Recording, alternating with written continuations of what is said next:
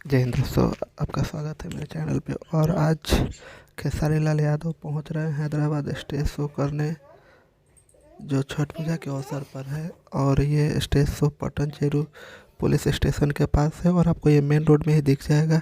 पटन चेरू एक तालाब है, वहीं पे ये स्टेज शो अरेंज हुआ है। शायद शाम को 6 बजे से स्टार्ट हो जाएगा, ऐसा बता रहे हैं यहाँ पे सभी। तो चलिए देखते हैं क्या होता है। देख रहे हैं बड़े बड़े बैनर लगे हुए हैं खेसारी लाल यादव का, और बहुत बड़ा फील्ड बनाया गया है। और उनका स्टेज भी आप सामने देख पा रहे होंगे कि आज यहाँ पे स्टेज शो है। तो आइए दोस्तों, देखिए। अगर आप नहीं देख पाते हैं तो मैं अपने चैनल पर पूरा वीडियो अपलोड कर दूंगा आज, क्योंकि मैं यहीं पे रहता हूँ हैदराबाद में ही। तो मैं हैदराबाद का ये जो स्टेज शो है पूरा लाइव भी दिखाने की कोशिश करूँगा और अपना वीडियो भी अपलोड कर दूंगा। तो मेरे चैनल को सब्सक्राइब नहीं किए हैं तो सब्सक्राइब ज़रूर कर लीजिएगा। जय हिंद दोस्तों।